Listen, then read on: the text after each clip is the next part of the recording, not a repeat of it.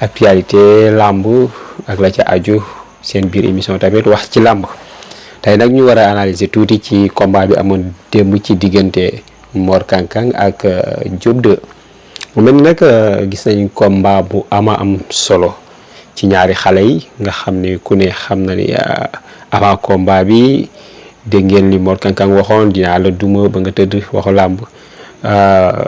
Diop 2 tamit kazalika mu nekk nag combat boo xam ni xëy na peut-être ñu bari xaaruñ ko woon mu jeexee ci par avertissement mais nag làmb moom toujours rek ak ni muy ñëwee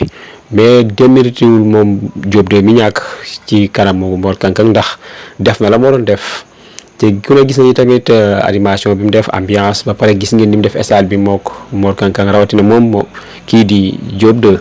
di borom soow mi mu mel ne rek la Youssou Ndour wayoon Moustapha Gueye daanu mel ne yaa daan daa mel ne da ko dal démb moom moom mii di Diop 2 ndax démb ku ne gis nga ba combat bi jeexee këram na mu meloon ci ay nit ci xale yëpp taxaw di ko xaar ndeysaan mu mel ne lu am solo mu nekk nag koo xam ni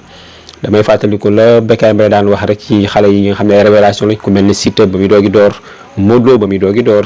moom mi tey di Diop 2 fa la toll kon naka làmb bàyyi xel ndax na ko amateur yi bàyyi xel bu gënee liggéey dina nekk champion bu mag a mag bu ñuy dégg ëllëg ci làmb ji moom mii di Diop 2 ndax nag ku ne xam na ni taxawaay baa nga fa fit waa nga fa mën bëre gaa nga fa waaye nag ci côté analyse ci suñu analyse bu gàtt moom Diop 2 ci li ma gis ni bu yokkee ci wàllu xam-xamu xeexam ak xëy na bu amee mën-mën dem génn bitim réew dem liggéeyaat bu baax ci wàllu plan sportif am parce que tamit sport da ngay toll foo xam da ngay nekk sportif au niveau comme tey Modou Lo fi mu toll kon tey moom bu amee ku ko jàppale mu génn dem ci réew tugal yi ngir préparer wu fa bu baax a baax jàng fa xeex jàng fa moytu ndax ku ne gis nañ macha allah bis bu mënee xeex dootul neex a daan ndax démb xëy na am na lu manqué ci côté xeex bi ndax kii di adversaire am di Mor Kang Kang am na ay erreurs yu mu doon def yoo xam ni xëy na moom bu xeexam jaarul yoon dëgg moom mi di Diop 2 mënoon na sax dóor kii di adversaire am Mor Kang Kang mu daanu mu mel ni rek am na sax am ay remise yu mu def Mor Kang Kang ay uppercut yoo xam ni xëy na bu ko continuer woon action tuuti sax mën naa daan ndax benn instant gis nañ kii di Mor Kang Kang mel ni ko xaw a kaaw waaye nag lu ci mënti am lu am solo la ci côté analyse ci côté Mor Kang Kang moom it prochain combat am estafam nañu liggéeyaat ci côté moom it dóori xeexam ni muy xeexee des na ci suñu analyse ci li ñu seetlu ci li ñu gis tamit ku nekk nag am na ku nekk am nga sa gis-gis mën ngeen ko indi ci commentaire yi ñëpp ku nekk li nga gis waaye li ñu gis moom it di Mor Kang Kang prochain combat mi nañ ci liggéey maa ngi gis nag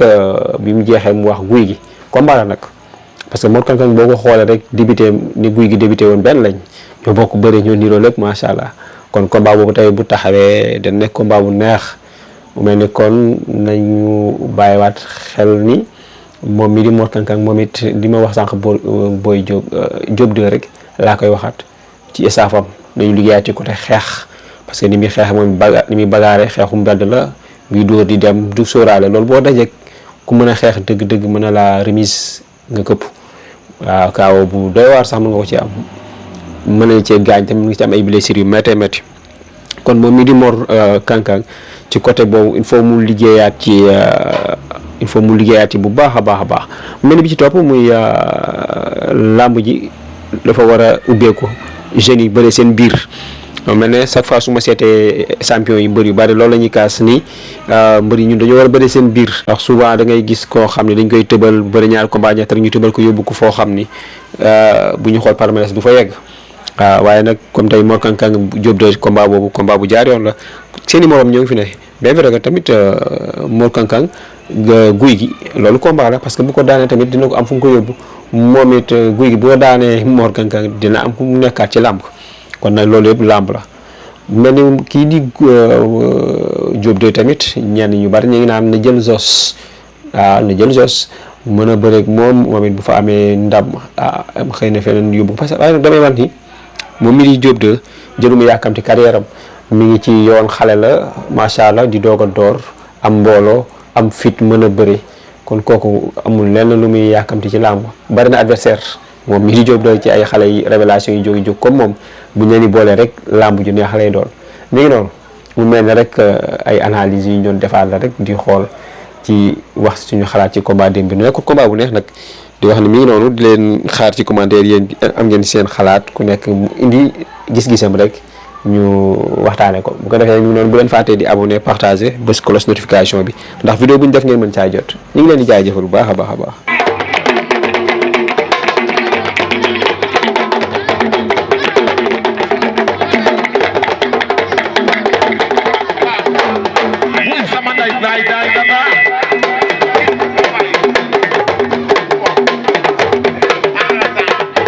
With some